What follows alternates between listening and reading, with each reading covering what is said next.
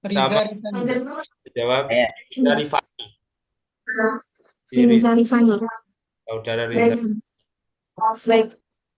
Baik, terima kasih.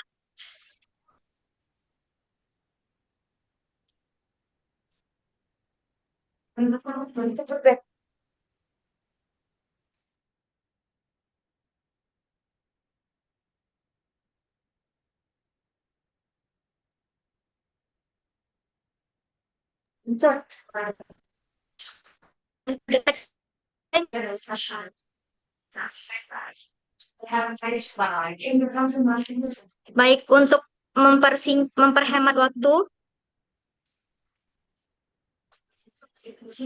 perlu kami sampaikan bahwa kegiatan webinar hari ini merupakan lanjutan dari seri webinar yang telah kita mulai pada 8 Oktober hingga akhir Desember 2025. Acara ini disepakati berlangsung setiap hari Rabu pukul 1.30 waktu Indonesia Barat dan pukul 2.30 waktu Malaysia.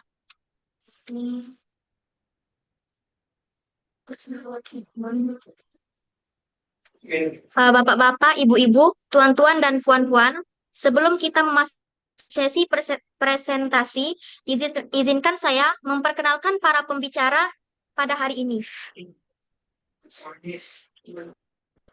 Dari Faculty of Human Science, University Pendidikan Sultan Idris, UPSI, Perak, Malaysia, hadir 3 pembicara. Yang pertama, ada Saudara Muhammad Nurul Azhar. Yang kedua, Saudara Andi Mustafa. Dan yang ketiga,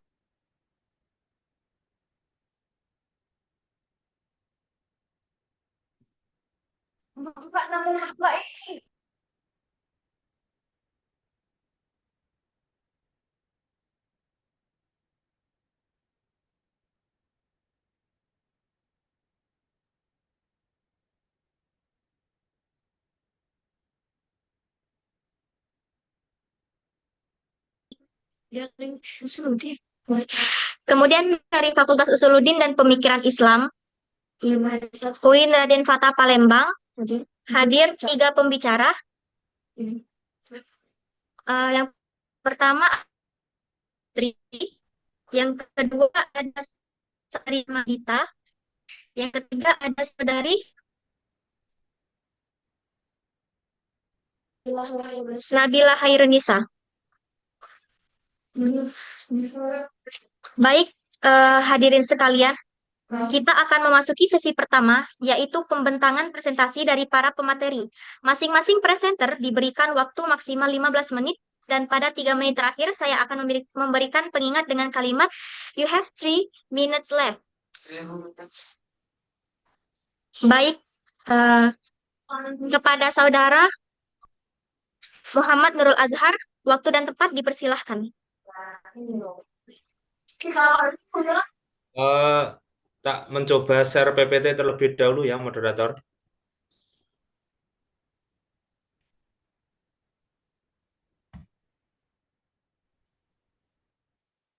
Terlihat PPT saya, apakah sudah terlihat kah?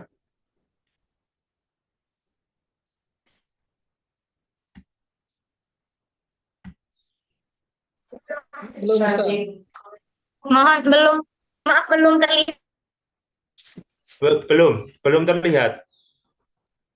Sudah terlihat. Oke, terima kasih. Assalamualaikum warahmatullahi wabarakatuh. Waalaikumsalam warahmatullahi wabarakatuh. Bismillah, alhamdulillah, la haula wa la quwata illa billahil aliyyil azim, amma ba'du. Bil iktifa wal ikhtisar, karena tadi moderator tidak menghormati siapapun, saya juga langsung tidak menghormati siapapun. Artinya tanpa basa-basi ya, maksudnya langsung saja intinya apa gitu, oke? Puan-puan dan tuan-tuan yang kami hormati, Bapak, membahas atau ngomong-ngomong tentang keholistikan pendidikan Islam merupakan sebuah tema yang begitu besar sekali ya, karena Nabi saja yang dibekali ijazul kalam. Ijazul kalam itu maqala lafdhuhu wa kasra maknahu.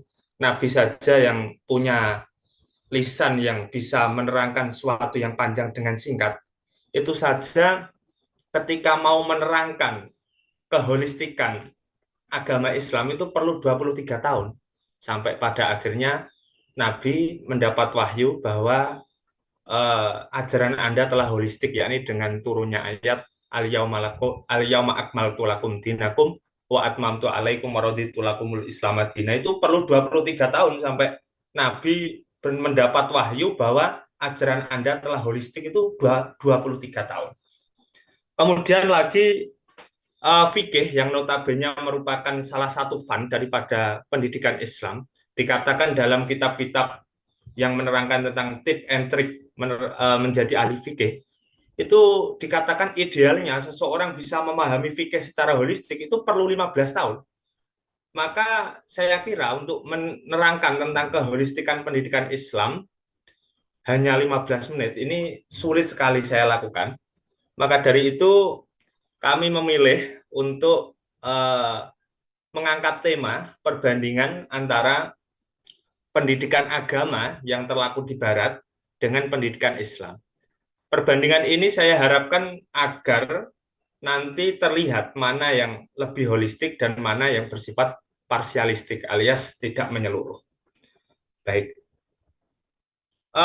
Pengangkatan judul ini, perbandingan antara pendidikan agama di Barat dengan pendidikan Islam, ini dilatar belakangi oleh bahwa banyak peneliti dari Barat mengira pendidikan yang terlaku dalam agama Islam itu sama dengan pendidikan agama yang terlaku di Barat, di mana fokus daripada pendidikan agama hanyalah ritual dan emosional semata, alias hanya sisi afektif saja. Padahal pendidikan yang holistik itu tentunya harus mencakup tidak hanya afektif, tidak hanya emosional, tapi juga pemikiran dan lain sebagainya. Maka dari itu menjadi penting untuk saya tegaskan di sini perbedaan antara pendidikan agama dan pendidikan Islam. Oke. Mari kita mencoba pertama-tama melihat tentang ruang lingkup pendidikan agama yang terlaku di Barat. Baik. Bahwa kalimat tarbiyah abdiniyah atau pendidikan keagamaan menurut orang-orang Barat itu merupakan satu pendidikan di mana seorang pendidik itu hanya fokus untuk meningkatkan wijdanut thalib wa awatifuhud diniyah. Hanya meningkatkan perasaan dan emosional peserta didik semata. Dan pendidikannya juga terfokus pada penanaman kalimat agama di dalam diri peserta didik. Sehingga bisa dikatakan bahwa pendidikan agama yang ada di Barat itu mempunyai dua ciri khas, bagaimana disebutkan oleh Said Ramdhan Al-Buti dalam kitabnya ini At-Tarbiyah, Tajribatut Tarbiyah Al-Islamiyah, bahwa pendidikan agama yang ada di Barat itu cirinya dua. Satu apa? Satu adalah ruang lingkupnya hanya awatif wal wijdan, hanya tentang emosional, hanya tentang perasaan, bagaimana orang itu punya empati dan lain sebagainya. Yang kedua adalah jauh dari praktek kehidupan sehari-hari. Kenapa? Di dalam lanjutan teks yang saya kutip ini, Al-Buti menyatakan karena pendidikan agama yang terlaku di Barat itu hanya dilakukan di balik tembok-tembok tempat ritual ibadah semata. Nah, hal ini berbeda sekali dengan pendidikan Islam, di mana pendidikan Islam itu merupakan pendidikan yang holistik. Kenapa holistik? Karena Islam tidak semata-mata langsung menyentuh sisi perasaan, tapi dia fokus pada al-mantiq wa tafkir. Jadi yang menjadi fokus daripada pendidikan Islam pada mulanya, awalamata tajihu dalam kitabnya Said Ramdhan Al-Buti yang saya kutip di dalam PPT saya itu, yang menjadi fokus pertama itu bukan langsung perasaan, tapi apa al-mantiq wa tafkir, yakni pemikiran dan logika. Ini bisa kita buktikan kalau kita lihat bagaimana periode penyebaran agama Islam di Makkah, yakni masa awal. Itu ayat yang banyak turun adalah ayat-ayat tentang logika dan pemikiran bahwa adanya Tuhan di alam ini, bahwa Tuhan itu satu. Termasuk contoh ketika orang-orang kafir itu mengaku bahwa dia punya Tuhan selain Allah, berhala dan lain sebagainya. Itu akhirnya turunlah Al-Quran yang itu merupakan salah satu surat yang turun di Mekah. Aruni madza khalaqu minal ardi am lahum syirkun fis samawat. Kalau memang mereka-mereka yang kau katakan Tuhan itu betul-betul Tuhan, harusnya kamu kasih tahu dong kepada saya apa yang telah mereka ciptakan di dunia. Atau dia punya peran apa dalam menciptakan langit. Wong ngaku Tuhan kok masa nggak menciptakan. Itu salah satu contoh. Atau contoh yang lain, saya ingat sekali ini saya dapatkan ketika saya masih ngaji di Lirboyo, ngaji Tafsirul Jalalain di Hadratus Syaikh Nabi Ahmad Mahid Toha. Di situ sampai surat Az-Zumar yang di situ menerangkan tentang kenapa logika yang paling masuk akal itu Tuhan itu satu.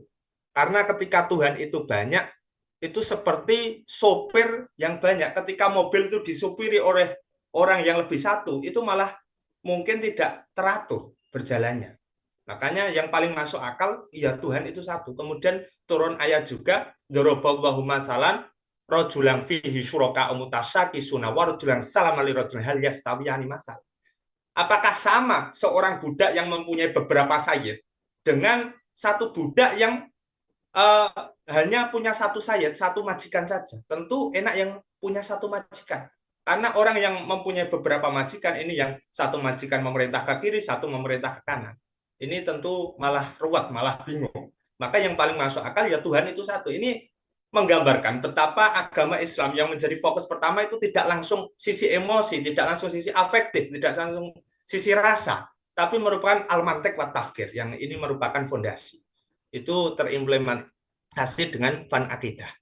Lalu baru setelah itu summatas abad dadalika, lalu setelah itu baru yang menjadi fokus daripada pendidikan agama Islam merupakan tentang berperilaku yang baik, berperilaku rencana, kerangka, ideal dalam menjalani kehidupan. Al-farda sulukau fi hayatil amaliyah. Yang mana kalau kita lihat di periode Madinah itu, ayat-ayat yang banyak turun adalah tentang ayat-ayat yang mengatur perilaku para sahabat, yakni kalau kita boleh kategorisasikan fan-nya adalah fan fikih itu. Baik.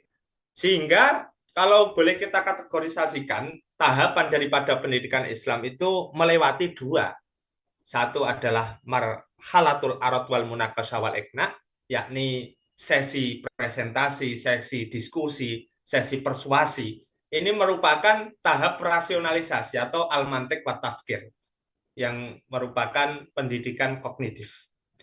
Yang kedua, apa? Yakni marhalatut ta'rif bimahiyatis suluk an-numudaji, yakni pengenalan tentang perilaku yang ideal menurut agama Islam, agar nanti setelah pribadi muslim itu mempunyai pemikiran, mempunyai akidah, mempunyai teologi yang matang, akhirnya dia tidak hanya berkutat di pemikiran saja, tapi mempunyai perilaku yang baik. Ini diatur oleh fikih, diatur oleh tasawuf.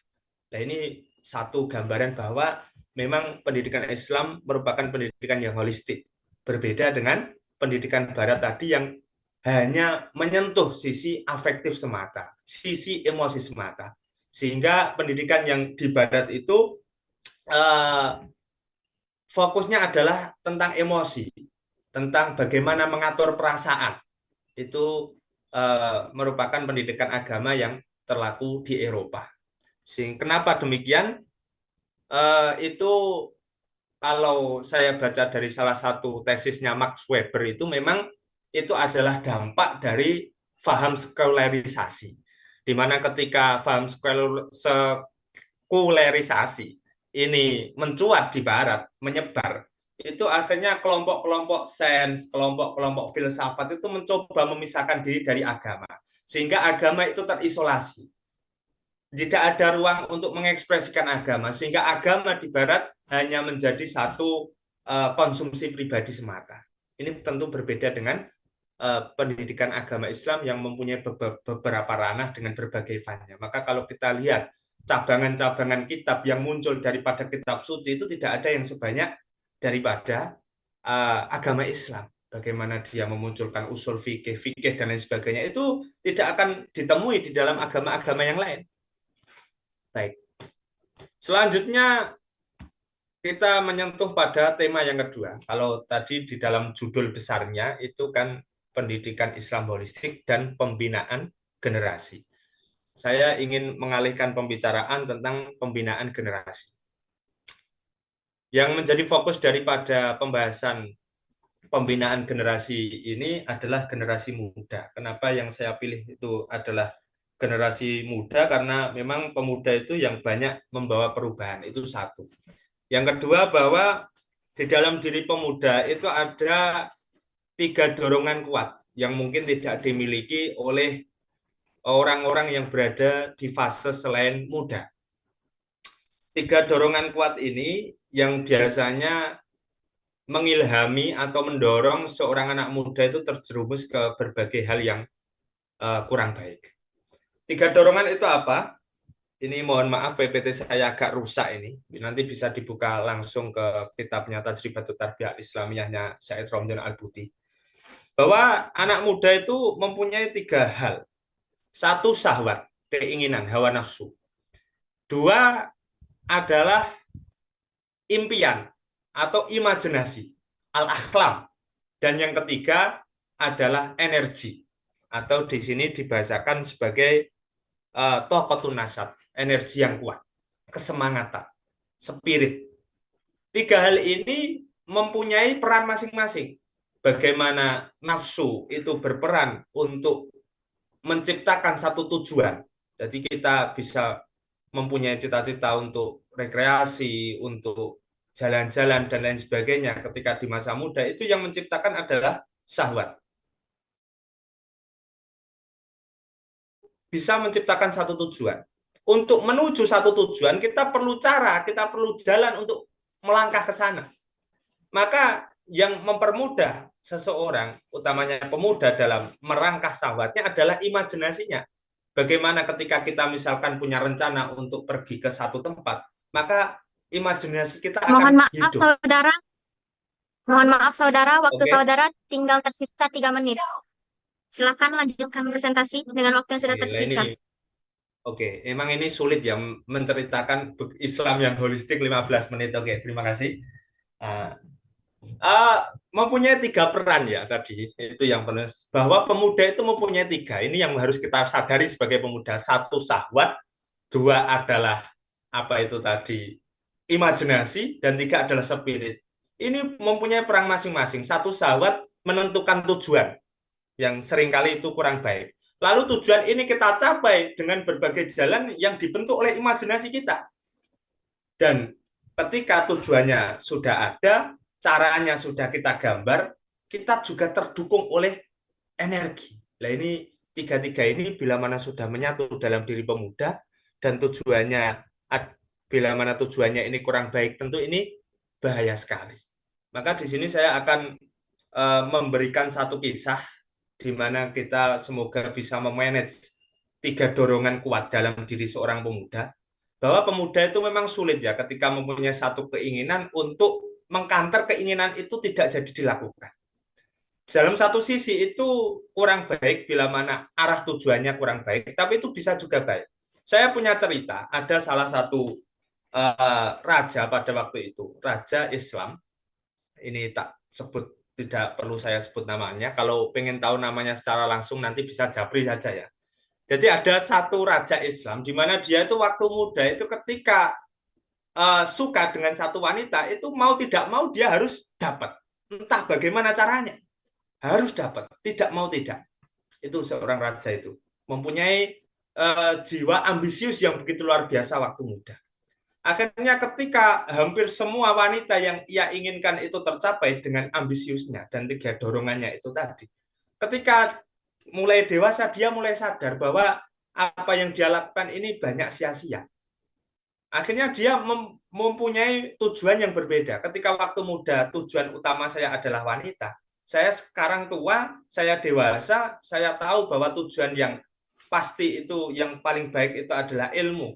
Maka saya harus bisa memperlakukan ilmu sebagaimana saya memperlakukan wanita.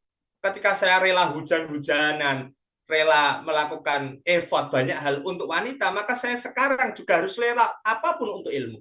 Akhirnya singkat cerita raja ini pun menjadi raja yang alim. Karena nafsu yang dulu dia bangun untuk mendapatkan wanita, sekarang dia alihkan untuk ilmu.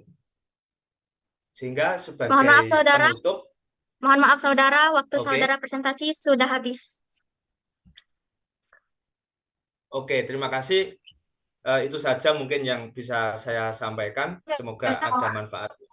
Wallahu a'lamu bishawab, wa yatu ila salam, wa yahdi may yasha'u ila siratal mustaqim. Wassalamualaikum warahmatullahi wabarakatuh. Terima kasih kepada saudara Muhammad Nurul Azhar atas pemaparan materinya. Lanjutkan dengan presentasi dari saudari Aliyah Kamila Fitri. Kepada saudari, waktu dan tempat dipersilahkan.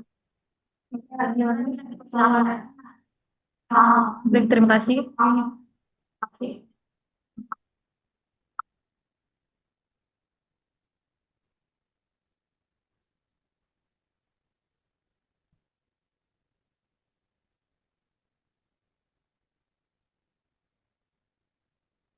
Baiklah, Assalamualaikum warahmatullahi wabarakatuh. Alhamdulillahirrahmanirrahim, segala puji bagi Allah Subhanahu wa Ta'ala yang telah memberikan kita nikmat Islam, iman, dan kesempatan untuk menuntut ilmu. Salawat serta salam semoga selalu tercurah kepada junjungan kita Nabi Muhammad SAW, pendidik yang agung, pembimbing umat, dan suri teladan sepanjang masa. Baiklah, teman-teman sekalian, di sini tema yang akan kita bahas hari ini adalah pendidikan Islam holistik sebagai kunci pembinaan generasi yang berkarakter. Filosofi yang menjadi dasar dari pembahasan ini adalah mendidik bukan sekedar mengisi pikiran, tapi menyalakan nurani. Kalimat ini mengandung makna bahwa pendidikan bukan hanya soal memberi pengetahuan, tetapi membangkitkan kesadaran dan membentuk manusia secara utuh. Oke, next selanjutnya. Latar belakang. Saat ini kita hidup di zaman yang sangat terbuka, anak muda bisa mengakses apapun dari ujung jari mereka. Namun, kehilangan moral seperti individualisme, kurangnya sopan santun, hingga perilaku konsum hedonis yang semarak kita lihat. Padahal Islam melihat pendidikan itu bukan melahirkan insan kamil, manusia yang sempurna dalam iman, ilmu, dan juga amal. Allah Ta'ala mengingatkan kita dalam firman-Nya, "Wabtaghi fima ataqallahu ad-daral akhirah wa la tansa nasika minad dunya." Yang artinya carilah apa yang telah dianugerahkan Allah kepadamu, yaitu kebahagiaan negeri akhirat, dan janganlah kamu melupakan bagianmu yang ada di dunia. Ayat ini menegaskan bahwa hidup itu harus seimbang antara dunia dan akhirat, antara akal dan iman, antara ilmu dan amal. Dan keseimbangan inilah yang menjadi inti dari pendidikan Islam yang holistik. Selanjutnya. Nah, di sini Rasulullah SAW sebagai guru holistik, yang mana teman-teman yang kita ketahui, jika kita ingin mencari contoh pendidik yang sempurna, tidak ada sosok yang lebih ideal daripada Rasulullah SAW. Beliau bukan hanya mengajarkan ilmu, tetapi juga membentuk hati dan perilaku umatnya. Allah Subhanahu wa taala berfirman, "Laqad kana lakum fi Rasulillahi uswatun hasanah." Sungguh telah ada pada diri Rasulullah yaitu suri teladan yang baik bagi kamu. Rasulullah SAW mendidik kita dengan pendekatan yang amat teramat lembut, penuh kasih dan penuh hikmah. Dalam sebuah hadis disebutkan, "Innama bu'istum muyassirina walam tub'atsu mu'assirin." Ya, artinya berilah kemudahan dan janganlah mempersulit. Hadis riwayat Bukhari dan Muslim. Artinya, beliau memahami bahwa setiap individu punya kemampuan dan kondisi yang berbeda-beda. Rasulullah tidak pernah memaksakan perubahan itu secara tiba-tiba. Contohnya ketika mengharamkan khamar. Beliau tidak langsung melarang secara total, tapi bertahap agar kesadaran itu tumbuh perlahan dari hati, bukan karena paksaan.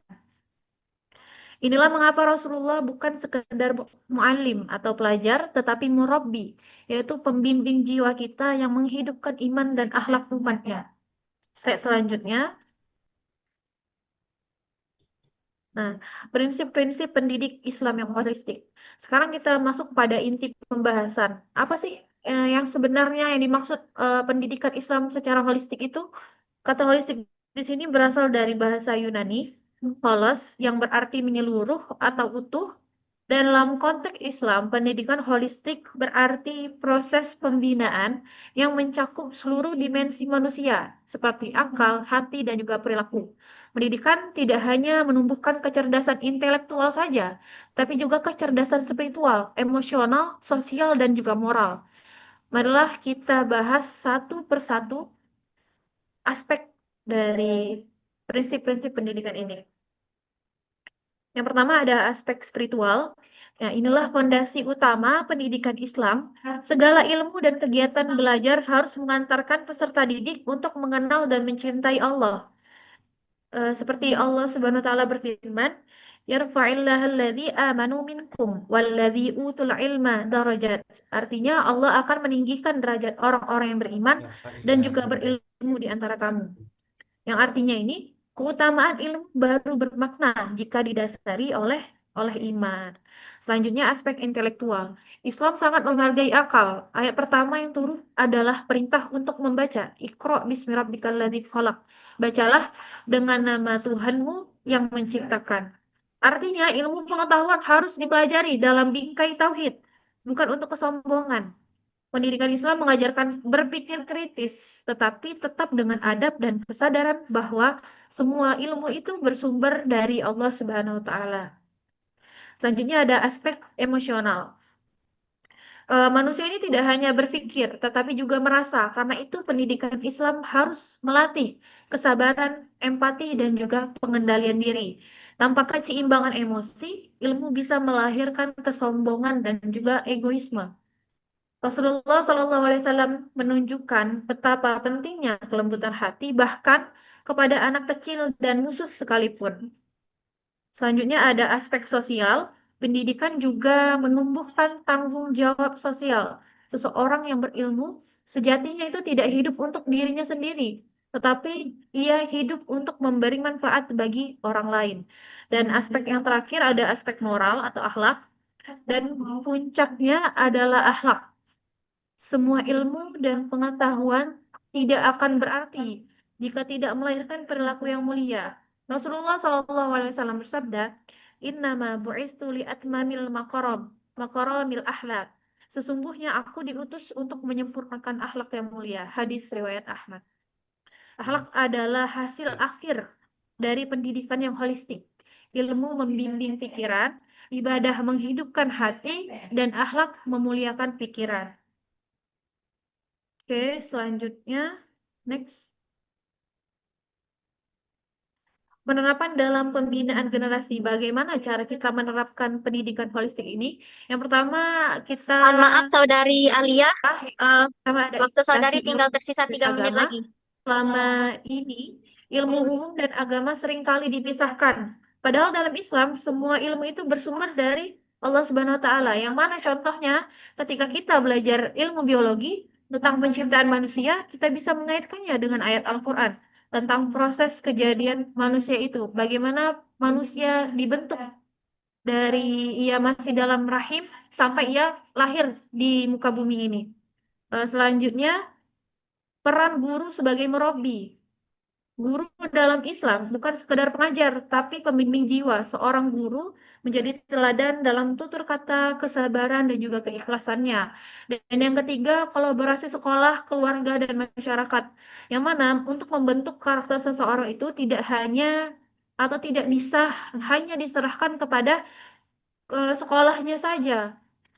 Karena keluarga di sini adalah madrasatul ula atau madrasah pertama dan masyarakat menjadi lingkungan penguat.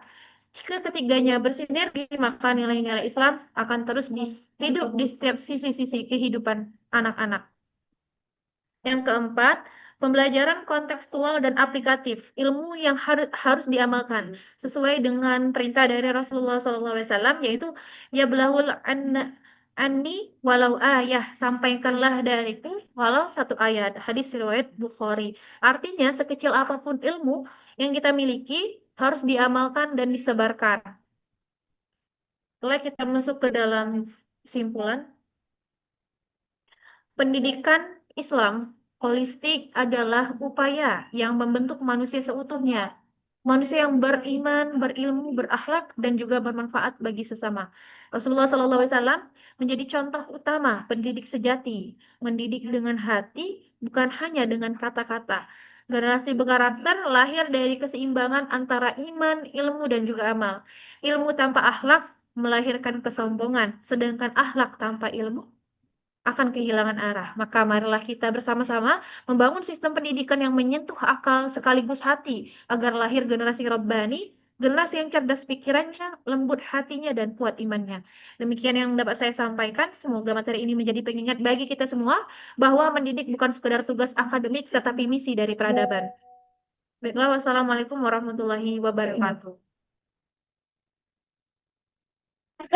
Terima kasih kepada Saudari Alia Kamila Fitri atas pemaparan materinya. Selanjutnya, materi yang akan disampaikan oleh Saudari Mawar Rahmadita. Kepada Saudari Mawar Rahmadita, waktu dan tempat dipersilahkan.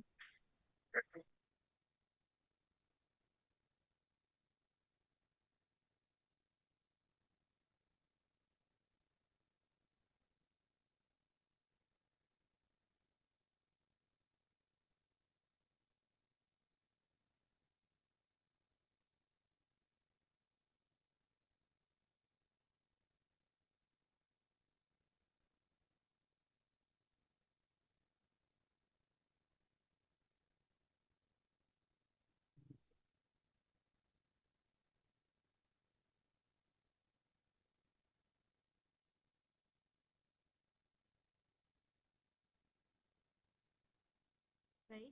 Assalamualaikum warahmatullahi wabarakatuh. Waalaikumsalam warahmatullahi wabarakatuh. Terima kasih kepada moderator yang telah memberikan saya kesempatan untuk mempresentasikan pembahasan saya mengenai transformasi pendidikan Islam dalam mewujudkan generasi berkarakter di era revolusi digital. Next slide. Teman-teman, kalau kita dengar kata transformasi pendidikan, biasanya tuh langsung terbayang tentang perubahan dari tatap muka ke online, dari buku ke layar. Tapi pernah nggak kita berpikir bahwa transformasi itu juga terjadi pada manusia itu sendiri? Di mana sekarang kita hidup di dunia yang serba digital, semua serba cepat, serba instan, tapi sayangnya perubahan ini kadang membuat kita kehilangan sesuatu yang sangat berharga, yaitu karakter dan nilai. Padahal dalam Islam sendiri, pendidikan itu bukan sekedar membuat kita pintar, tapi bisa membentuk kita menjadi insan yang beriman, berilmu, dan berakhlak mulia.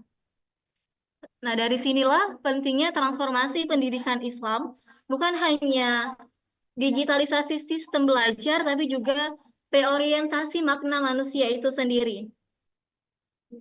Next slide.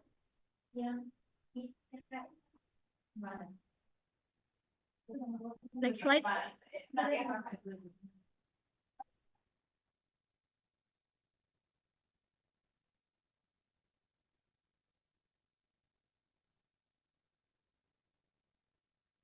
Ya, oke.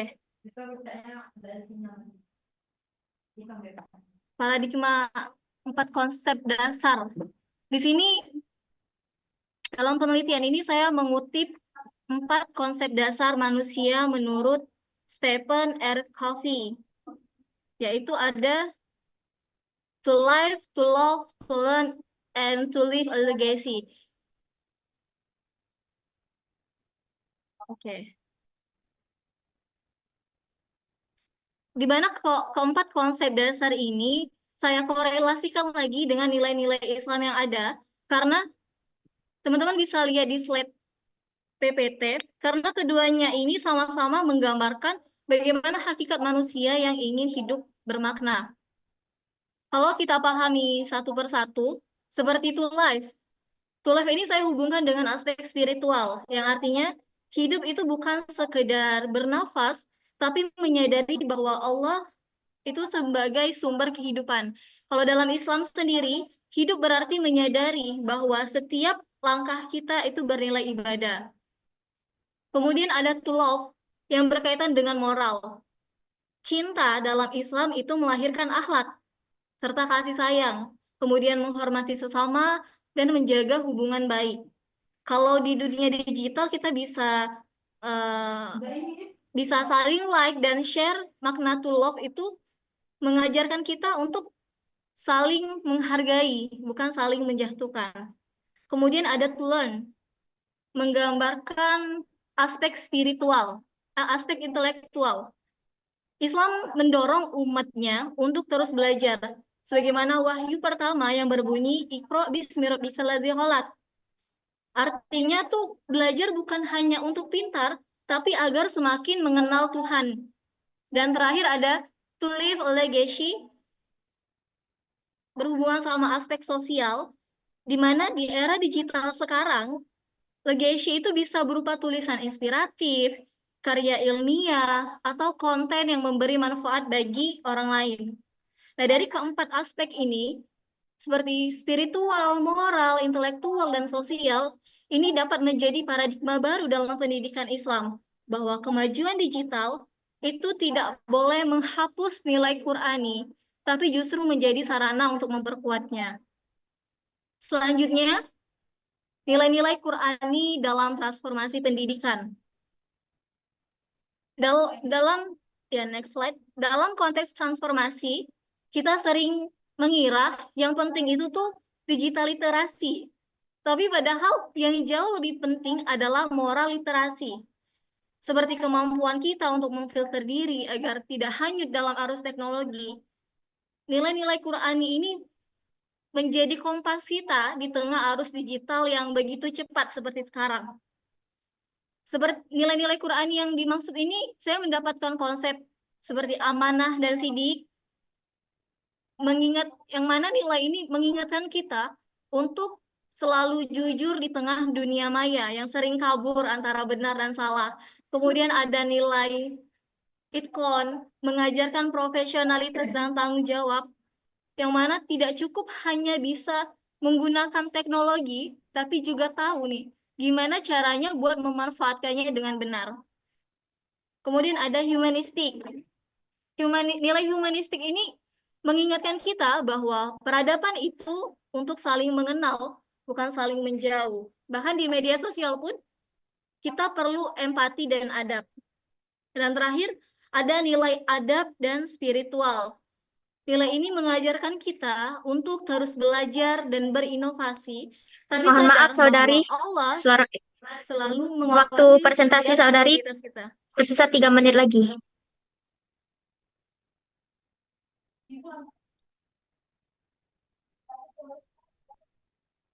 Oke, maka transformasi sejati ini bukan sekedar dari konvensional ke digital saja, tetapi dari cerdas digital menjadi berkarakter yang memiliki nilai. Next slide, itu ada model implementasi. Jadi dari semua teori tadi, ada implementasi yang bisa kita terapkan nih. Bagaimana membentuk karakter yang baik. Ada 4 model implementasi yang saya temukan, yaitu pertama, integrasi nilai dan teknologi. Kita bisa menggunakan teknologi untuk memperkuat nilai-nilai yang sudah ada. Kemudian ada keteladanan digital. Sekarang, semua orang tuh punya jejak digitalnya masing-masing. Jadi guru, dosen, bahkan pelajar pun harus menjadi role model. Hal ini menunjukkan bagaimana beradab di media sosial. Bagaimana menyebarkan kebaikan dengan kata-kata yang baik. Kemudian ada pembelajaran berbasis nilai, di mana bukan hanya untuk nilai ujian saja, tapi bisa membentuk karakter. Dan terakhir, kita bisa berkolaborasi dan kreatif. Transformasi pendidikan Islam ini menuntut kita untuk saling bekerja sama, berinovasi, tapi tetap berlandaskan sama dengan ukhuwah dan akhlak mulia. Jadi transformasi itu bukan berarti meninggalkan nilai lama, tapi bagaimana nilai itu hidup kembali dalam bentuk yang lebih relevan dengan zaman.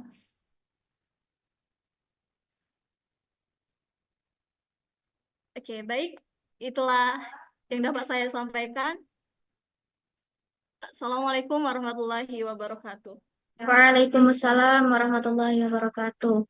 Terima kasih kepada Saudari Mawar Rahmadita. Mohon maaf, saya lupa menyampaikan bahwa untuk memperhemat waktu, masing-masing presenter diberikan waktu maksimal 10 menit untuk mempresentasikan materi yang akan presenter presentasikan. Selanjutnya dilanjutkan oleh presentasi dari Saudara Andi Mustafa. Kepada Saudara, waktu dan tempat dipersilahkan. Baik, saya share dulu.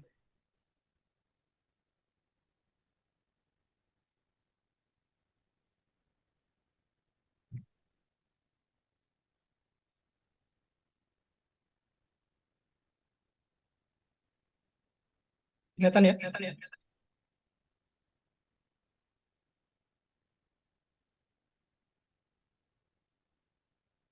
Udah kelihatan?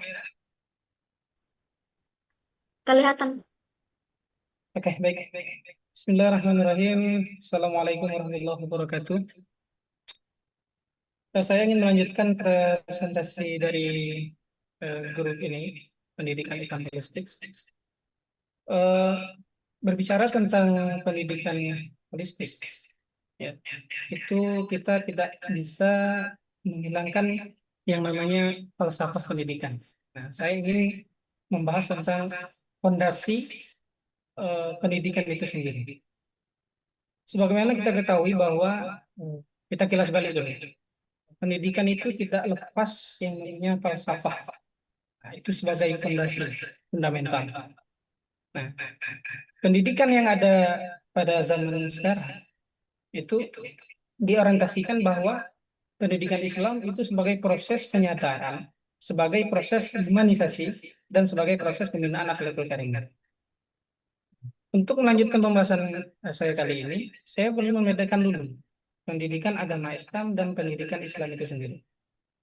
Ketika kita melihat pendidikan agama Islam, itu adalah proses transferisasi sebuah keilmuan kepada si murid, kemudian bagaimana murid tersebut bisa mengamalkan apa yang disampaikan. Namun ketika kita berbicara tentang pendidikan Islam, itu tidak akan ada habisnya. Ya, tidak akan ada habisnya.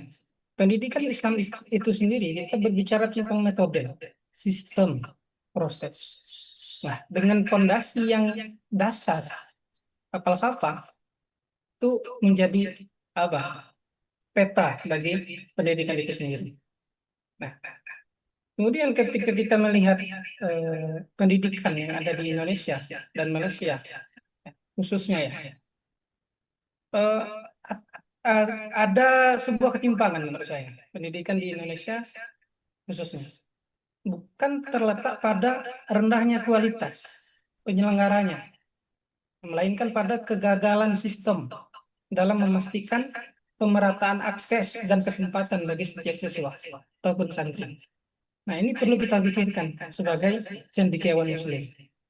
Nah, kemudian pendapat ini itu selaras dengan apa yang disampaikan oleh tentu kita seorang santri ya. Kita tidak bisa berpegang kepada yang kitab-kitab umum saja. Namun kita harus berpegang kepada kitab-kitab turas. Nah, saya menemukan dalam kitab Al-Fikru At-Tarbawi Indal Khatib Al-Baghdadi. Kita tahu bahwa Imam Khatib Al-Baghdadi itu beliau hidup di era keemasan Islam. Walaupun pada zaman itu dinasti Abbasiyah itu ada penurunan ya, hancurlah. Namun pendidikan pada zaman beliau itu sangat tinggi, sangat maju gitu. Nah, Syekh Khatib menyampaikan bahwa laqad afadhal khatib fi dzikri katsirin minal mabadi, ini tidak ada di pamflet Imam. Beliau intinya gini, minal mabadi at-tarbawiyya allati yumkinu an nadhkura minha ilzamatu at-ta'lim wa bajaniyatuhu wa takafu'u furas at-ta'lim wa maratu at-tadrub al-fardiyah fil anfal. Nah, Syekh Khatib pada zaman beliau itu juga beliau sudah menggambarkan betapa urgensinya penyelenggaraan sebuah pendidikan itu harus merata, terbebaskan dari biaya. Ya, tentu kita tahu bahwa pendidikan itu tidak lepas dari yang namanya biaya. Namun kita sebagai insan Muslim yang memikirkan pendidikan yang akan ke depannya, kita harus berpikir bagaimana cara pendidikan itu harus merata. Dengan cara apa? Minimal dengan biaya yang teratur gitu. Yang tahu eh, kita sebagai santri yang berpengalaman di pondok pesantren, kita tahu biaya yang mana yang mahal, mana yang murah seperti itu. Itu harus kita pikirkan sebagai cendekiawan muslim. Nah, kemudian ketika kita tarik kepada ta'rif at-tarbiyah, nah di sini saya mengangkat tokoh Syekh Umar At-Taumi atau lebih dikenal Syaibani ya beliau. Nah, beliau mendefinisikan at-tarbiyah kama yaqulu Dr. Fauzi Al-Hajjar la yumkinu laha an tanmuwa wa tatakmila wa tatawa'ama fi midani tatawur malam tastanid ila fikrin falsafi. Nah, ila angkol. Maksud beliau apa? Pendidikan itu tidak akan mampu untuk berkembang, untuk maju, mencapai kesempurnaan, ya, serta beradaptasi di tengah lajunya kemodernan atau perkembangan zaman. Jika tidak memiliki malam tastanid ila fikrin falsafi, memiliki landasan pemikiran filsafat yang kuat. Nah, maka dari itu filsafat inilah yang akan memberi supply bagi pendidikan kita, pendidikan Islam khususnya pada zaman sekarang, hal-hal yang segar, yang inovatif, yang kreatif, dan yang maju seperti itu. Yang sangat dibutuhkan untuk bersaing dalam dunia yang dipacu oleh kemajuan yang seperti zaman sekarang. Nah, kemudian lima dan alim, ya. Ketika kita bertanya lima dan alim, kaifa nu'allim? Fasata sahajatu tarbiyah al-fasilul wa daruriyah. Berbicara tentang pendidikan tentu kita harus membicarakan siapa yang mendidik, dengan apa dia mendidik, bagaimana cara dia mendidik. Nah, dengan pondasi yang menurut saya falsafah pendidikan ini itu akan menjawab pertanyaan-pertanyaan yang mungkin muskil dalam diri kita. Kemudian saya sedikit berbicara tentang falsafah secara umum, falsafah amal. Al-falsafah al-amma hiya al-ilmu alladhi yabhathu fil haqa'iq wal mabadi' al-muttasila bi tabi'atil kawn wal haya wal insan. أو هي العلم الذي يبحث في ثلاثة مباحث أو مشكلات رئيسية وهي مشكلة الوجود ومشكلة المعرفة ومشكلة القيام. Nah, pertama saya harus mendefinisikan dulu apa sih fondasi yang kamu bicarakan tadi itu apa? Falsafah itu apa? Falsafah itu sebagai sebuah ilmu yang menyelidiki hakikat, ya, prinsip-prinsip mendasar tentang alam semesta, kehidupan manusia, serta Mohon maaf saudara, waktu saudara tinggal tersisa 3 menit lagi. Baik. Nah, kemudian untuk menghubungkan sebab dan akibat dari berbagai pengalaman manusia, poin kuncinya adalah bahwa kebijaksanaan yang dicari oleh filsuf yang melampaui sekedar pengetahuan faktual, ya, kebijaksanaan mereka mencakup kedewasaan dalam berpandangan, wawasan yang mendalam, serta pemahaman yang pencerahan yang tidak dapat dijamin oleh pengetahuan saja. Nah, kemudian dengan demikian kedua teks ini bersama-sama membangun fondasi untuk memahami apa itu filsafat dan peran filsuf, yang menjadi landasan bagi filsafat pendidikan itu sendiri. Nah, sebagaimana kita tahu bahwa filsuf itu mereka mencari atau menggali sebuah sesuatu itu sampai hakikat, mempertanyakan hakikat, proses untuk mengetahui tersebut supaya sampai ke akar-akarnya. Nah, bahkan dikatakan bahwa orang filsuf itu agak radikal ya. Ya memang radikal itu kalau kita kembali ke bahasa Yunani itu yang artinya itu akar. Bagaimana berpikir dari akar seperti itu. Nah, ketika kita tarik kepada pendidikan, ya bagaimana seorang filsuf at-tarbawi, ya, atau muallim atau murabbi menerapkan proses berpikir para filsuf ini kepada medan-medan yang konteksnya itu berbicara tentang at-tarbawi. Nah, seperti itu. Ini saya singkat saja tentang al-alaqah bainal falsafah al-amma wal falsafah at-tarbawiyah. Al-alaqah wal wasiqah bainal filsuf al-amma wal filsuf at-tarbawiyah munsabiqatun aslan an al-alaqah al-qawiyah bainal falsafah al-amma wal falsafah at-tarbawiyah. Silakan. Nah, jadi keterkaitan yang sangat kuat antara filsuf secara umum itu tidak bisa seorang filsuf saja yang menerapkan pemikiran seperti itu. Bahkan dalam ranah-ranah pendidikan, siasa, episodia, dan lain sebagainya itu harus mempunyai pemikiran-pemikiran seperti filsuf yang saya terangkan tadi. Supaya apa?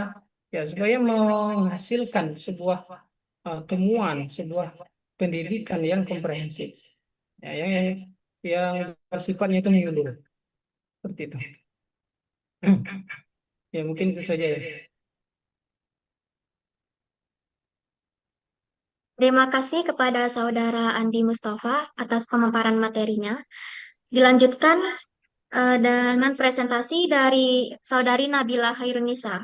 Kepada Saudari, waktu dan tempat dipersilahkan.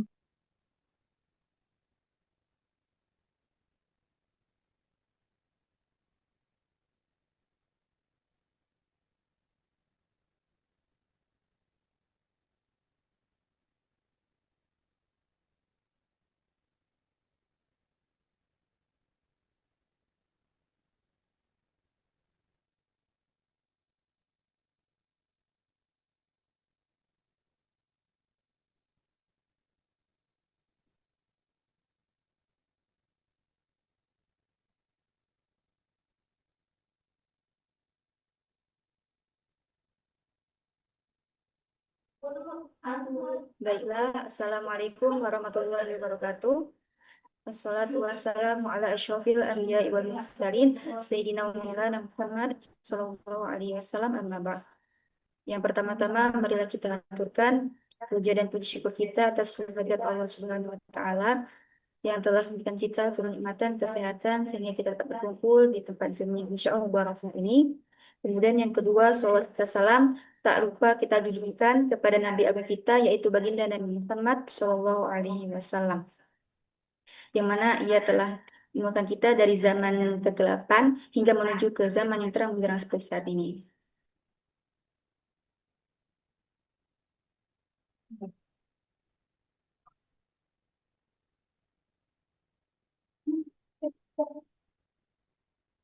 Baiklah, langsung saja pada kesempatan ini, pada siang hari ini, saya Nabila Nisa akan mempresentasikan materi yang berjudul Pendidikan Islam Holistik sebagai Jalan Menuju Insan Kamil.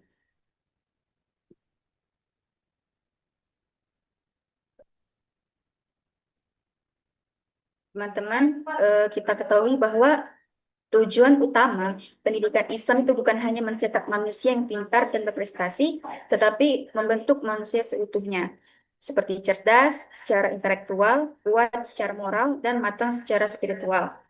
Namun dalam praktiknya, pendidikan modern sering terlalu fokus pada nilai dan ranking, tetapi lupa menemukan jiwa akhlak dan rohani peserta didik. Akibatnya, muncullah krisis moral kalangan remaja seperti perilaku konsumtif, individualis, dan mudah stres. Karena itulah, pendidikan Islam holistik hadir sebagai solusi, yaitu pendidikan yang menyentuh seluruh aspek manusia, jasad, akal, dan nyawa terus. adapun tujuan akhir dari pendidikan Islam yang bersifat holistik adalah terwujudnya insan kamil, di mana manusia paripurna yang seimbang antara ilmu dan amal. Next. Kemudian makna pendidikan Islam holistik. Kata holistik itu berasal dari bahasa Yunani, yaitu holos, yang berarti utuh atau menyeluruh. Adapun pendidikan Islam holistik berarti sistem pendidikan yang mendidik, di mana agar tubuh kita kuat, sehat, dan siap beribadah. Kemudian adapun akliyah, agar mampu kritis dan cerdas, yaitu nafsaniyah, emosional, yang mana agar mampu mengendalikan diri dan berempati. Orang itu telepon itu sosial, yang mana agar peduli terhadap lingkungan dan masyarakat. Dan kelima, ruhiyah,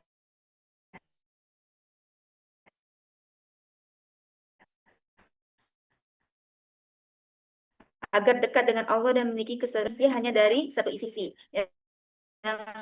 Kemudian Islam mengajarkan bahwa semua aspek harus seimbang agar lahir pribadi insan kamil, manusia yang paripurna. Next. Adapun menurut Al-Quran berdiri di atas dasar Al-Quran dan Sunnah. Dan adapun dua ayat penting yang menjadi landasan konsep. Yang mana terdapat Quran Surah Al-Qasas ayat 77 yang artinya dan carilah pada apa yang telah dianugerahkan Allah kepadamu kebahagiaan negeri akhirat dan janganlah kamu melupakan bagianmu di dunia. Yang mana penjelasan ayat ini menegaskan keseimbangan antara urusan dunia dan akhirat. Islam tidak menolak dunia, tapi mengajarkan agar dunia dijadikan jalan menuju akhirat.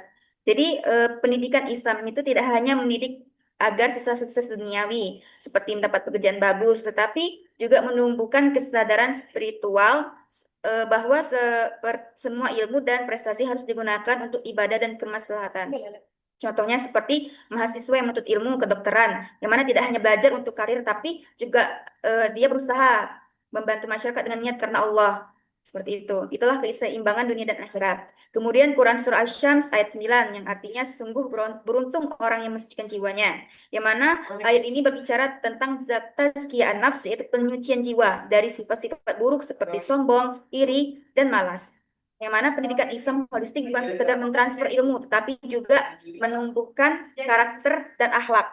Tanpa pembersihan jiwa, ilmu itu bisa disalahgunakan. Contohnya seperti orang yang pintar tapi hatinya kotor, bisa menggunakan teknologi untuk menipu atau kekuasaan untuk menindas. Tetapi orang yang berilmu sekaligus bersih jiwanya akan menggunakan ilmunya untuk kebaikan dan bermanfaat untuk orang lain, seperti membuat inovasi untuk membantu masyarakat fakir miskin dan lain-lain.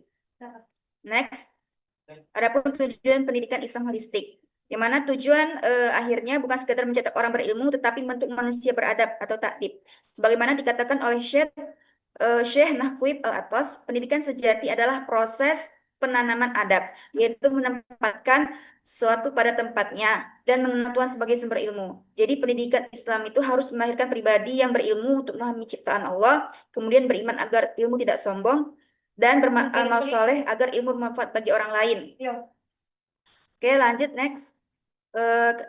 Kemudian konsep insan kamil, yang mana dalam Islam tujuan akhir dari pendidikan holistik adalah melahirkan insan kamil, yaitu manusia paripurna. Konsep ini dikembangkan oleh para sufi seperti Ibnu Arabi dan Abdul Karim Al-Jili.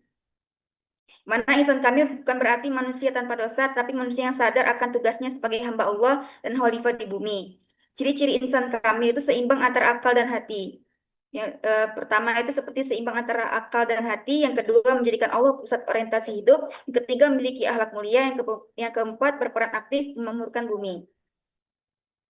Contohnya seperti Nabi Muhammad SAW adalah insan kamil sejati, mana beliau cerdas, lembut hati, jujur, adil, dan berjuang untuk kesejahteraan umat. Itulah teladan pendidikan Islam yang sempurna. Next. Adapun hubungan holistik dan insan kamil, mana yang pertama itu ada tiga dimensi penting ya. Yang pertama itu ilmu intelektual, yaitu mengasah akal agar mengenal ciptaan Allah dan berpikir kritis. Contohnya belajar sains dengan niat menemukan keajaiban ciptaan Allah. Kemudian yang kedua, Mohon maaf, iman, Pak Putri, waktu saudari tinggal tersisa 3 menit lagi. Allah. Contohnya seperti membiasakan zikir, sholat, dan introspeksi diri. Yang ketiga itu amal, moral, dan sosial, seperti mengamalkan ilmu dan iman dalam tindakan nyata. Contohnya seperti membantu sesama, menjaga lingkungan, dan bersikap adil, ataupun dalam bertoleransi terhadap orang lain. Kemudian jika ketiga dimensi ini seimbang, maka lahirlah manusia yang berilmu, beriman, dan berakhlak mulia. Kemudian next, yang mana pendidikan Islam holistik di era modern ini, yang di era globalisasi, kita menghadapi tantangan besar seperti materialisme, sekularisasi, dan kehilangan nilai spiritual. Banyak generasi muda itu lebih fokus pada popularitas dan uang, tapi kehilangan arah hidup. Karena itu, pendidikan Islam perlu menghidupkan nilai rohani dan moral dalam setiap proses belajar, mengembangkan pembelajaran berbasis pengalaman seperti kegiatan sosial, dakwah, atau pengabdian masyarakat, yang mana menumbuhkan kepemimpinan yang berjiwa ilahiyah, yaitu pemimpin yang melayani dengan keikhlasan, bukan hanya ambisi pribadi. Contohnya seperti program sekolah atau kampus yang menggabungkan ilmu dan pengabdian. Misalnya mengajar anak-anak yatim, membuat proyek lingkungan, atau berbagi sembako dengan masyarakat. Next, yang terakhir adalah kesimpulan. Yang mana dari semua pembahasan tadi kita dapat disimpulkan bahwa pendidikan Islam holistik adalah sistem pendidikan yang menumbuhkan keseimbangan antara akal, hati, dan amal. Nah, tujuan akhirnya bukan hanya mencetak manusia pintar, tapi membentuk insan kamil, manusia berilmu, beriman, dan berakhlak mulia. Walaupun manusia, bukan berarti insan kamil itu manusia tanpa dosa, kan? Tapi dia bisa berkembang untuk menjadi lebih baik menuju kebahagiaan dunia dan akhirat. Artinya keseimbangan dunia dan akhirat. Dengan pendidikan yang menyeluruh dan benar ilahiyah, kita bisa melahirkan generasi yang tidak hanya cerdas, tapi juga membawa rahmat bagi seluruh alam. Mungkin itu saja yang dapat saya sampaikan. Mohon maaf apabila terdapat kesalahan. Mungkin itu saja. Wassalamualaikum warahmatullahi wabarakatuh. Waalaikumsalam warahmatullahi wabarakatuh. Terima kasih kepada saudari Nabila Khairunisa atas pemaparan materinya. Dilanjutkan dengan pemaparan materi yang akan disampaikan oleh saudari Riza Ripahni kepada saudari. Waktu dan tempat dipersilahkan.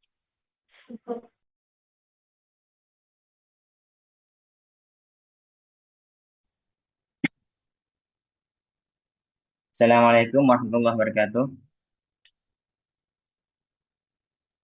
Apa suara saya terdengar? Ya, bisa, saudara. Terdengar ya? Ya, sebelumnya mohon maaf, saya ini laki-laki ya bukan perempuan. Alhamdulillahirabbil alamin wa bihi nasta'in ala umuri dunya waddin. Wassalatu wassalamu ala sayyidina Muhammadin wa ala alihi washabihi ajmain. Baiklah, sebelumnya izinkan saya untuk share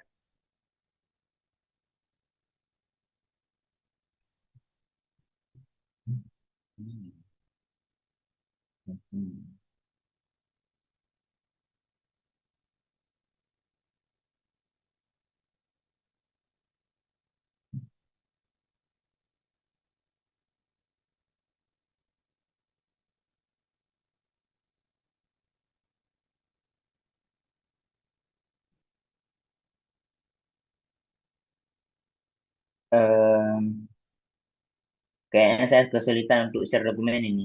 Bentar. Hmm.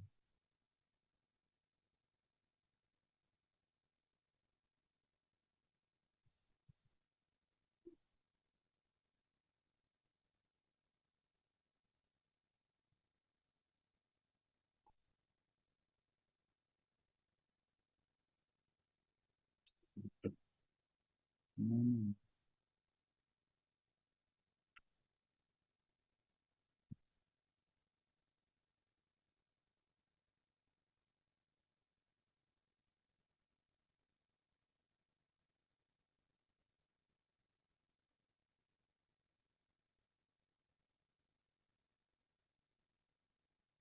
Kayaknya saya kesulitan ini.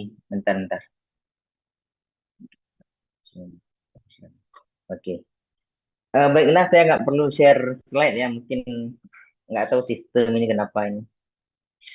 Baiklah, saya akan membahas tentang masalah tadi teman-teman ya sudah membahas tentang masalah pendidikan Islam holistik.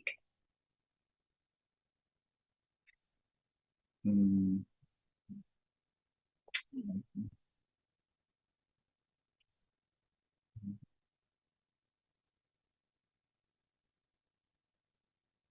Saya akan membahas tentang masalah analisis konsep tahdhibul akhlak menurut Imam Al-Ghazali. Sebelumnya para presenter sudah membahas lebih lanjut ya.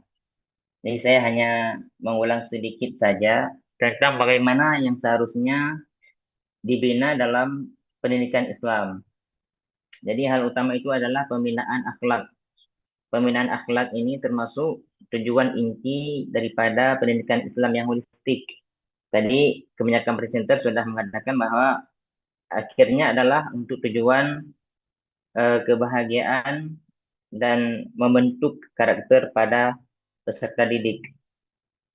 Nah, jadi pendidikan Islam ini merupakan tidak hanya berfokus pada aspek kognitif, tetapi juga harus eh, bisa memahami dan mengintegrasi antara ilmu dan amal. Ini merupakan tujuan inti pendidikan yang akhirnya bisa melahirkan generasi yang cerdas intelektual, juga memiliki kesadaran moral sesuai ajaran Islam. Kemudian, akhlak menurut Imam Al-Ghazali. Kenapa saya tertarik dengan konsep Imam Al-Ghazali? Karena ternyata kalau kita telusuri kitab beliau, itu beliau membahas secara spesifik, sangat dalam, tentang bagaimana cara membina akhlak yang baik.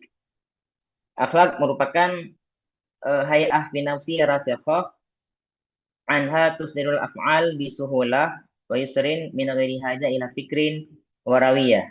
Artinya akhlak merupakan keadaan yang tertanam kuat dalam jiwa seseorang yang darinya perbuatan-perbuatan muncul dengan mudah dan spontan tanpa memerlukan pemikiran atau pertimbangan terlebih dahulu. Itu merupakan pengertian akhlak. Kalau seseorang akhlaknya baik, maka perbuatan yang muncul juga akan baik. Kalau akhlaknya buruk, maka perbuatan yang muncul adalah juga buruk.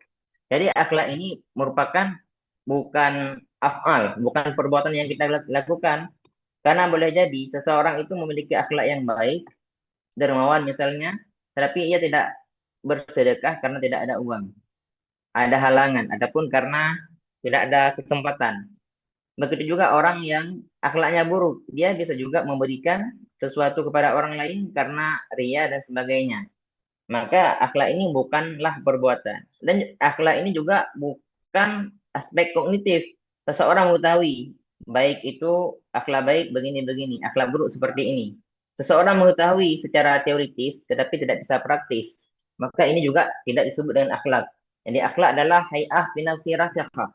Satu sifat yang tertanam, yang tertancap kuat dalam batin seseorang. Itu merupakan pengertian daripada akhlak. Nah, kemudian akhlak ini dia itu butuh keseimbangan. Artinya keseimbangan daripada 4 unsur jiwa manusia. Karena seorang insan ini memiliki 4 daya yang Allah berikan. Yang pertama kuatul ilmu. Kuatul ilm ataupun daya intelektual. Yang kedua adalah kuatul ghadab. Kuatul ghadab merupakan daya emosional. Kemudian kuatul syahwat, daya hasrat, dan kuatul adal baina hadil kuat salas. Artinya daya moderasi, adapun keseimbangan antara 3 tersebut. Intelektual, emosional, hasrat, dan keseimbangan antara 3 tersebut. Ini merupakan 4 hal yang sangat penting terbentuknya akhlak.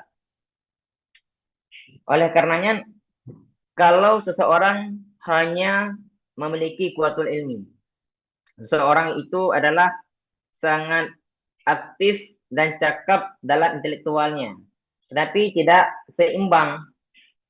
Ini juga sangat berbahaya. Artinya tidak menimbulkan akhlak yang baik, karena akhlak yang baik timbul daripada keseimbangan antara intelektual, emosional, dan hasrat. Orang yang intelektualnya Mohon tinggi, maaf saudara, waktu saudara tersisa 3 menit lagi. cepat sekali habis.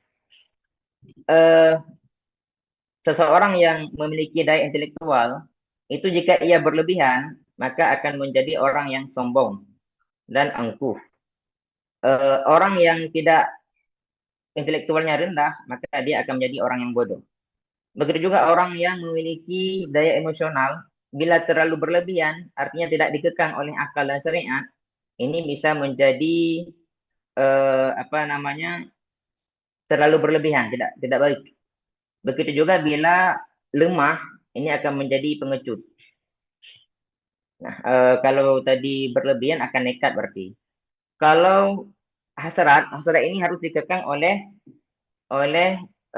akal dan syariat. Bila berlebihan, maka syahwat ini akan menjadi sangat tidak terkontrol, juga tidak baik. Kalau tidak ada sama sekali, maka tidak ada gairah, itu pun juga tidak baik. Nah, jadi 3 ini, intelektual, emosional, dan hasrat yang ada pada diri insan harus bisa dimoderasi, diseimbangkan. Dari inilah muncul akhlak yang mulia. Jadi keseimbangan pada intelektual memunculkan sifat hikmah, keseimbangan pada hasrat ataupun syahwat ini muncul iffah, keseimbangan pada sifat pada ghadab ini namanya adalah hikmah. pada ghadab syaja'ah keberanian. Pada ilmu tadi hikmah. Inilah 4 sifat induk sifat yang baik pada manusia. Hikmah, syaja'ah, ifah, dan juga keseimbangan antara 3 sifat tersebut. Nah, seperti itu. Sebenarnya masih banyak pembahasan yang perlu dibahas, tapi waktu udah nggak cukup. Mungkin ini yang dapat saya sampaikan. Mohon maaf. Assalamualaikum warahmatullahi wabarakatuh.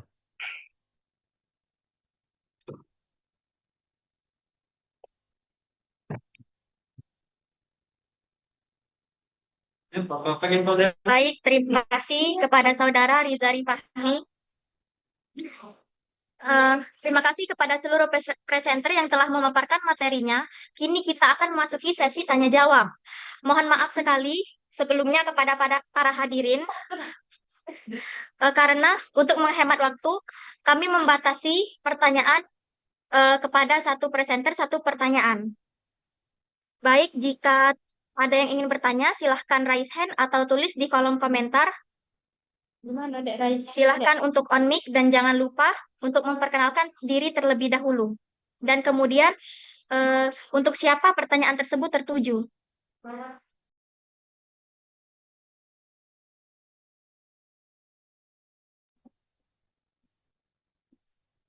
Baik, izin bertanya.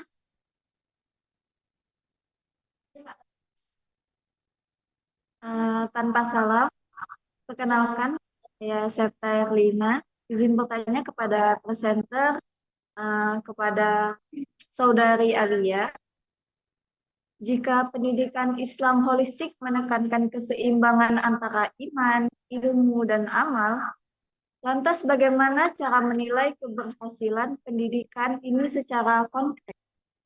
Mungkin itu saja pertanyaan dari saya. Sekian. Saya juga izin bertanya kepada Saudari Nabila Khairunisa. Pertanyaannya, kenapa manusia bisa disebut insan kamil? Bahkan manusia bisa disebut manusia tempat lupa dan salahnya bagaimana? Terima kasih.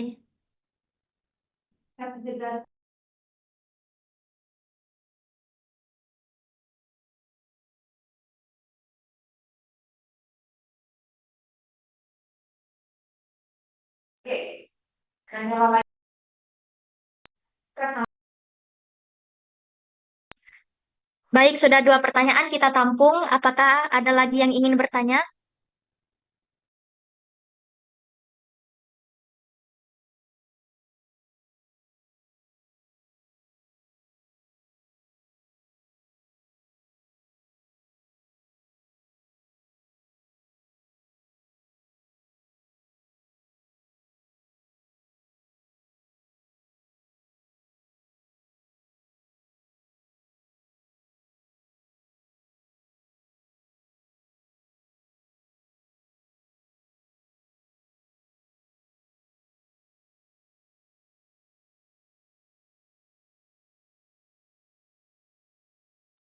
Baik, kalau tidak ada lagi yang ingin bertanya, silahkan kepada presenter yang sudah eh, menampung pertanyaan tadi untuk menjawab pertanyaan dari yang sudah diberikan oleh hadirin.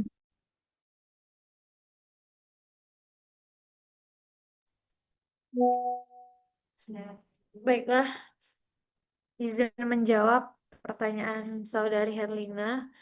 Itu pertanyaannya mengenai bagaimana cara kita menilai atau mengukur keberhasilan pendidikan holistik. Singkat saja, keberhasilan pendidikan Islam di holistik itu dapat kita nilai dari perubahan perilaku dan kesadaran spiritual dari peserta didik itu sendiri. Jadi bukan hanya dinilai dari materi atau akademik saja. Ya, contohnya seperti seorang siswa yang dulunya malas sholat, kini dia rutin berjamaah di masjid. Jujur itu saat Terus juga jujur saat melakukan ujian, yang dulunya ia menyontek, kemudian ia enggan lagi melakukannya. Dan yang terakhirnya juga dia aktif membantu temannya yang kesulitan dalam belajar. Nah, itulah yang menunjukkan keseimbangan antara iman, yang mana itu kesadaran ibadah, ilmu, yaitu semangat belajar, dan juga amal, sebuah perilaku yang nyata, yang merupakan bukti bahwa pendidikan Islam holistik ini berhasil untuk membentuk karakter yang bukan hanya sekedar kecerdasan belaka. Itu saja mungkin.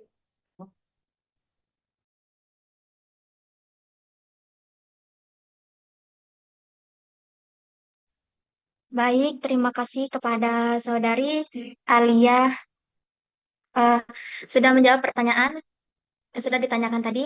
Baik, kepada penanya, apakah sudah jelas jawaban dari Saudari Alia? Sudah jelas, terima kasih kepada Saudari Alia. Baik, untuk presenter kedua, silahkan kepada Saudari Nabila Hairunisa untuk menjawab pertanyaan yang sudah ditujukan kepada Saudari tadi. Iya, baiklah, langsung saja. Jadi kan pertanyaan tadi, mengapa manusia bisa disebut insan kamil, padahal manusia tempat lupa dan salah? Jadi pertama-tama itu kita perlu pahami bahwa insan kamil bukan berarti manusia yang sempurna tanpa dosa atau kesalahan. Jadi istilah insan kamil itu berarti manusia yang berusaha mencapai kesempurnaan dalam kesadaran dan penghambaan kepada Allah. Jadi bukan berarti kesempurnaan itu seperti malaikat ataupun Tuhan. Jadi manusia itu tetap memiliki kelemahan, bisa lupa, salah, bahkan berdosa. Karena itu memang fitrahnya. Namun yang membuat seorang menjadi insan kamil itu adalah kesadarannya untuk terus memperbaiki diri, terus juga bertaubat dan belajar dari kesalahan. Jadi ukuran kesempurnaan itu bukan pada bebas dari kesalahan, akan tetapi pada kemampuan untuk kembali kepada Allah setelah salah. Jadi terdapat dalam Quran surat Tin ayat 4 yang mana laqad khalaqnal insana fi ahsani taqwim, yang artinya dan kami telah menciptakan manusia dalam sebaik-baik bentuk. Yang artinya manusia itu punya dua kemungkinan, naik menjadi insan kamil yaitu derajat tinggi atau jatuh ke derajat rendah. Yang membedakannya adalah kesadaran spiritual dan usaha untuk selalu kembali kepada Allah. Mungkin itu saja yang dapat saya. Baik, terima kasih kepada Saudari Nabila Hairunisa. Untuk penanya, apakah sudah jelas jawaban dari Saudari Nabila? Ya, sudah jelas. Terima kasih. Ya.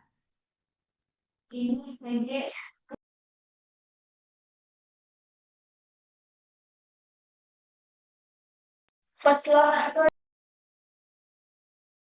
Yang bermata.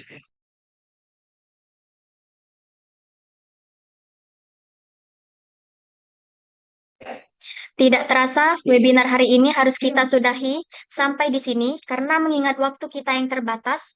Insya Allah, webinar berikutnya akan dilanjutkan pada hari Rabu depan. Sebelum kita tutup, marilah kita dengar. Baik, sebelum kita tutup, mohon kepada seluruh hadirin untuk on cam dan karena untuk dokumentasi.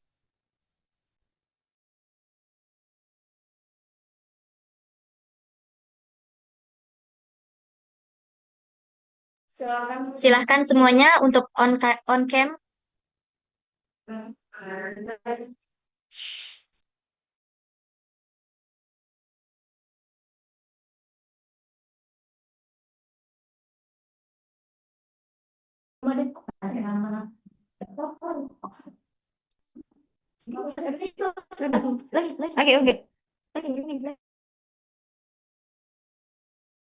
Ngomong nggak ya? 1, 2, 3. Coba karena sudah.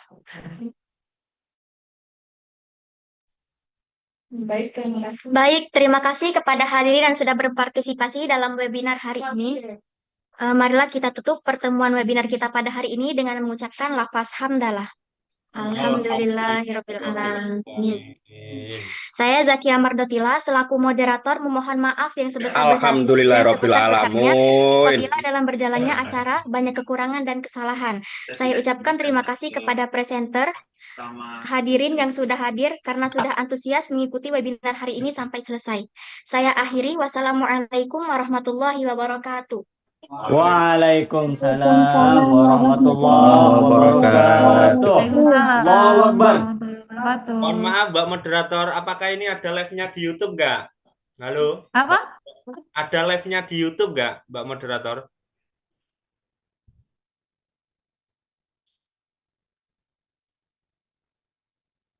Mohon maaf saudara, bisa